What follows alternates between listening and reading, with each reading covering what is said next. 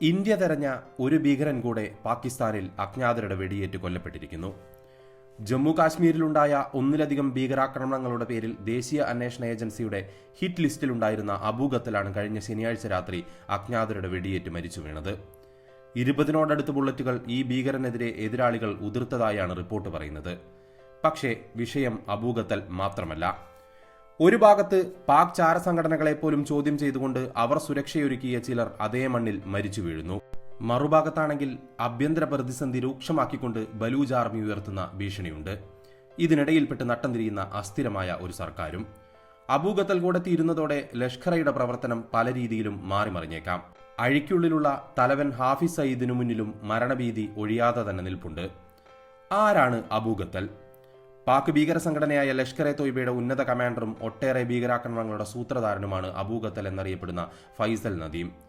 1982 പാകിസ്ഥാനിലെ സിന്ധ് പ്രവിശ്യയിലാണ് ജനനം. ആദ്യകാലങ്ങളിൽ ലഷ്കർ എ തോയ്ബയുടെ നുഴഞ്ഞുകയറ്റത്തിന് സന്നദ്ധരായ ഭീകരരുടെ ചെറുസംഘത്തിന്റെ ചുമതലയായിരുന്നു ഇയാൾക്ക്.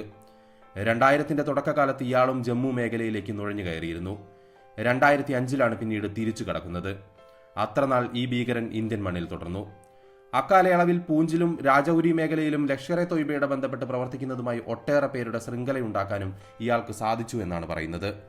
സിയാ ഉൾ റഹ്മാൻ, നദി ഖത്തൽ സിന്ധി എന്നീ പേരുകളിലും അറിയപ്പെടുന്ന ഖത്തലിന്റെ പ്രധാന ജോലി അതിർത്തി പ്രദേശങ്ങളിൽ നിന്നുള്ള സാധാരണക്കാരായ യുവാക്കളെ ഭീകര സംഘടനയിലേക്ക് റിക്രൂട്ട് ചെയ്യുക എന്നുള്ളതായിരുന്നു. 2008-ലെ മുംബൈ ഭീകരാക്രമണത്തിന്റെ സൂത്രധാരനും ലഷ്കർ എ തോയ്ബ സ്ഥാപകനുമായ ഹാഫിസ് സയ്യിദിന്റെ സഹോദരി പുത്രൻ കൂടിയാണ് ഖത്തൽ. ഈ ഭീകര സംഘത്തിന്റെ ചീഫ് ഓപ്പറേഷൻ കമാൻഡറായി ഖത്തലിനെ നിയമിക്കുന്നതും ഇതേ ഹാഫിസ് സയ്യിദ് തന്നെയാണ്. ജമ്മു കാശ്മീരിൽ നടന്ന 2 ഭീകരാക്രമണങ്ങളുടെ പേരിൽ ദേശീയ അന്വേഷണ ഏജൻസി തേടുന്നയാളാണ് ഖത്തൽ.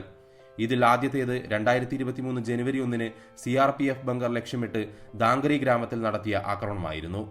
ലക്ഷ്യമിട്ടത് സൈനികരെ ആയിരുന്നെങ്കിലും അന്ന് ജീവൻ നഷ്ടമായത് സാധാരണക്കാരായ 5 ഗ്രാമവാസികൾക്കാണ്. ആയുധധാരികളായ ഭീകരർ ഇവരുടെ വീടിന് പുറത്തെത്തി വെടിയുതിർക്കുകയായിരുന്നു. ഒട്ടേറെ പേർക്കന്ന് ഗുരുതരമായി പരിക്കേൽക്കുകയും ചെയ്തു. ഈ ആക്രമണങ്ങൾക്ക് പിന്നിലെ സൂത്രധാരൻ ഖത്തലാണെന്ന നിഗമനത്തിലായിരുന്നു ഇന്ത്യയിലെ അന്വേഷണ ഉദ്യോഗസ്ഥർ. രണ്ടാമതായി രാജ്യത്തെ നടുക്കിയ റിയാസിലെ ഭീകരാക്രമണത്തിന് പിന്നിലും ഖത്തലായിരുന്നുവെന്ന് വ്യക്തമായിരുന്നു. തീർത്ഥാടകരുമായി ശിവഗോരി ക്ഷേത്രത്തിലേക്ക് പോവുകയായിരുന്ന ബസ്സിനെയാണ് അന്ന് ഭീകരർ ലക്ഷ്യം വെച്ചത്. വെടിവെപ്പിൽ 9 തീർത്ഥാടകർ കൊല്ലപ്പെടുകയും 40-ലധികം പേർക്ക് പരിക്കേൽക്കുകയും ചെയ്തു. ആക്രമണത്തെ തുടർന്ന് ബസ് മലയിടുക്കിലേക്ക് മറിഞ്ഞ് അപകടത്തിന്റെ വ്യാപ്തി കൂടിയതോടെ രാജ്യം അക്ഷരാർത്ഥത്തിൽ നടുങ്ങി. ഖത്തലിന് പുറമെ മറ്റ് 2 പേരെ കൂടി ഇതേ ആക്രമണങ്ങളുടെ പശ്ചാത്തലത്തിൽ ദേശീയ അന്വേഷണ ഏജൻസി തേടുന്നുണ്ട്. ഫൈസുള്ള മുഹമ്മദ് ഖാസിം എന്നീ ലഷ്കർ എ തോയ്ബ ഭീകരരാണ് ഈ 2 പേരും. ഇവർ 3 പേരും ചേർന്നാണ് കാശ്മീരിന്റെ മണ്ണിൽ ആക്രമണങ്ങൾ പദ്ധതിയിടുന്നതെന്നാണ് ദേശീയ അന്വേഷണ ഏജൻസിയുടെ കണ്ടെത്തൽ. ഒരാഴ്ചക്കിടെ ഇന്ത്യ തിരയുന്ന രണ്ടാമത്തെയാളാണ് അജ്ഞാതരുടെ വെടിയേറ്റ് മരിക്കുന്നത്. കഴിഞ്ഞ 2 വർഷത്തെ കണക്കെടുത്താൽ 12-ലധികം ഭീകരരും പാകിസ്ഥാനിൽ വെച്ച് അജ്ഞാതരുടെ വെടിയേറ്റ് മരിച്ചു. പാക് മണ്ണിൽ വെച്ച് നടക്കുന്ന ഈ കൊലകളുടെ ഒന്നും തന്നെ ചുരുളഴിക്കാൻ പാക് ഇന്റലിജൻസിന് ഇതുവരെ സാധിച്ചിട്ടില്ല. മുൻ ഇന്ത്യൻ നാവികസേന ഉദ്യോഗസ്ഥനായിരുന്ന കുൽഭൂഷൺ ജാദവിനെ തട്ടിക്കൊണ്ടുപോകാൻ പാക് ചാരസംഘടനയായ ISIയെ സഹായിച്ച മതപണ്ഡിതൻ കൊല്ലപ്പെട്ട റിപ്പോർട്ട് പുറത്തുവന്ന് ഒരാഴ്ച പിന്നിടുമ്പോഴാണ് പുതിയ സംഭവം പാകിസ്ഥാനെ കുഴപ്പത്തിലാക്കുന്നത്. പള്ളിയിൽ നിന്ന് പ്രാർത്ഥന കഴിഞ്ഞ് ഇറങ്ങിയപ്പോഴായിരുന്നു മുഫ്തി ഷാമിറിനെ തോക്കുധാരികളായ ചിലർ ഇരുചക്ര വാഹനത്തിലെത്തി വെടിവെച്ച് വീഴ്ത്തുന്നത്. പണ്ഡിതൻ എന്നത് ഷായെ സംബന്ധിച്ച് തന്റെ നിയമവിരുദ്ധ പ്രവർത്തനങ്ങൾ മറച്ചുവെക്കുന്നതിനുള്ള ഒരു മുഖംമൂടി മാത്രമായിരുന്നു. ആയുധക്കടത്ത് മുതൽ മനുഷ്യക്കടത്ത് വരെ പറഞ്ഞാൽ തീരാത്തത്ര ആരോപണങ്ങൾ ഈ ഒരു ഫണ്ടമെന്റലിസ്റ്റ് പാർട്ടി അംഗമായ പണ്ഡിതനെതിരെയുണ്ട്. ISIയുമായി അടുത്ത ബന്ധം പുലർത്തിയിരുന്ന ഷായുടെ പാർട്ടിയിലെ 2 പേരും ഇയാൾക്ക് മുൻപ് സമാന രീതിയിൽ കൊല്ലപ്പെട്ടിരുന്നു. ലഷ്കർ എ തോയ്ബയെ ഞെട്ടിച്ച മറ്റൊരു കൊലപാതക പരമ്പര 2023 അവസാന മാസങ്ങളിലും പാകിസ്ഥാനിൽ വെച്ച് ചില അജ്ഞാതർ നടപ്പാക്കിയിരുന്നു. കാലങ്ങളായി ഭീകരപ്രവർത്തനങ്ങളിൽ ഏർപ്പെട്ടിരുന്ന ലഷ്കർ എ തോയ്ബ മുൻ കമാൻഡർ അക്രം ഗാസി അഥവാ അക്രം ഖാനായിരുന്നു അന്ന് വെടിയേറ്റ് വീണതിലെ പ്രമുഖൻ. 2018-2020 ലഷ്കറിന്റെ റിക്രൂട്ട്മെന്റ് സെൽ മേധാവിയായിരുന്നു ഇയാൾ. പഠാൻകോട്ട് ആക്രമണത്തിന്റെ സൂത്രധാരനായിരുന്ന ഷാഹിദ് ലത്തീഫും അന്ന് ഇതേ സാഹചര്യത്തിൽ കൊല്ലപ്പെട്ടു. പാക് അധീന കാശ്മീരിലെ ഒരു പള്ളിയിൽ നിന്നിറങ്ങുമ്പോൾ പോയിന്റ് ബ്ലാങ്കിൽ വെടിയേറ്റായിരുന്നു ലഷ്കർ എ തോയ്ബ കമാൻഡർമാരിൽ ഒരാളായ അബൂ ഖാസിം കൊല്ലപ്പെടുന്നത്. വെറും 2 മാസത്തെ ഇടവേളയിലാണ് ഈ 3 കൊലപാതകങ്ങളും അരങ്ങേറിയത്.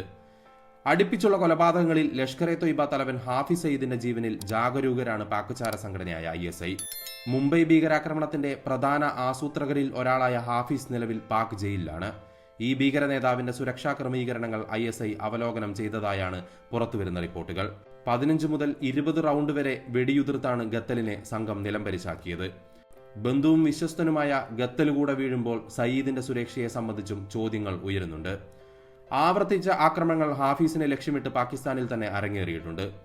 2021 ലാഹോറിലെ ഒളിത്താവളത്തിന് സമീപമുണ്ടായ ചാവേർ ആക്രമണത്തിൽ നിന്ന് തലനാരിഴയ്ക്കാണ് ഹാഫീസ് രക്ഷപ്പെടുന്നത്. 2023 ഇയാളുമായി അടുത്ത ബന്ധം പുലർത്തിയിരുന്ന ലഷ്കർ കമാൻഡർമാരായ ഹൻസ അദ്നാൻ, അബു ഖാസിം എന്നിവരെ അജ്ഞാതർ കൊലപ്പെടുത്തുന്നത്. ഇപ്പോഴാകട്ടെ ഹാഫീസിന് മാത്രമല്ല അയാളുടെ മകനും ആവശ്യമായ സുരക്ഷ ഒരുക്കാനുള്ള ശ്രമത്തിലാണ് ലഷ്കർ ക്യാമ്പുകൾ.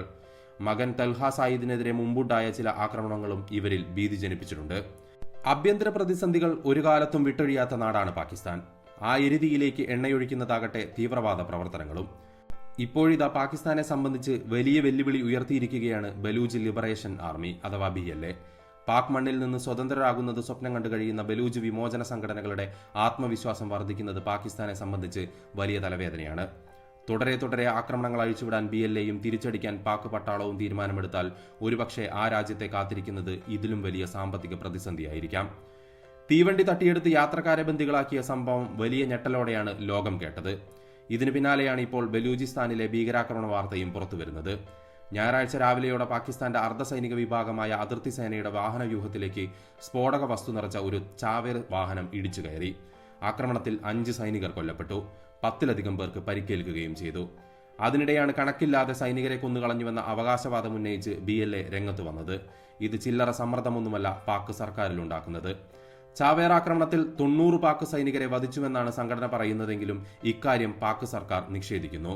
ഇതുകൂടാതെ തീവണ്ടി തട്ടിയെടുത്ത് ബന്ദികളാക്കിയ 214 പാക് സൈനികരെ വധിച്ചെന്നുകൂടെ BLA പറയുമ്പോഴും കാര്യങ്ങൾ ഈ വിധം കൈവിട്ടിരിക്കുകയാണെന്ന് പുറം ലോകം അറിയുന്നത്.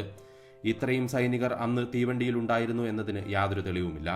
എന്നാൽ രാജ്യത്തിന്റെ സൈനികരെ കൊന്നൊടുക്കിയെന്ന് അവകാശപ്പെട്ട ഒരു സംഘടന രംഗത്ത് വരുന്നത് എത്രത്തോളം അസ്ഥിരമാണ് ആ നാട്ടിലെ കാര്യങ്ങൾ എന്ന് വെളിവാക്കുന്നുണ്ട്. അന്താരാഷ്ട്ര നിയമങ്ങൾ അനുശാസിച്ചാണ് പ്രവർത്തനമെന്നാണ് ബലൂജ് ലിബറേഷൻ ആർമി പറയുന്നത്. പാക് സർക്കാരിന്റെ നിർബന്ധ ബുദ്ധിയാണ് ഇത്തരം ക്രൂര നടപടികളിലേക്ക് തങ്ങളെ നയിച്ചതെന്നും അവർ പറയുന്നു. എന്നാൽ ഇത്രത്തോളം കലുഷിതമായിരിക്കുന്ന ഒരു അന്തരീക്ഷത്തിൽ ആണവരാജ്യമായ പാകിസ്ഥാൻ നിൽക്കെ മറ്റു രാജ്യങ്ങൾ വിഷയം കയ്യും കെട്ടി നോക്കിയിരിക്കുമെന്ന് കരുതാനേ വയ്യ. പാകിസ്ഥാന് പുറമെ US-ഉം ബ്രിട്ടനും നിരോധിച്ച സംഘടനയാണ് BLA. ചൈന പാകിസ്ഥാൻ സാമ്പത്തിക ഇടനാഴി ബലൂചിസ്ഥാനിലൂടെയാണ് കടന്നുപോകുന്നത്. ഇത് ചൈനയെയും സമ്മർദ്ദത്തിലാക്കുന്നു. US-ഉം ചൈനയും ഒക്കെ ഇടപെട്ട് കാര്യങ്ങൾ കുഴഞ്ഞാൽ അതിനിടയിൽപ്പെട്ട് ഉഴലാൻ പോകുന്നത് പാകിസ്ഥാൻ മാത്രമായിരിക്കും.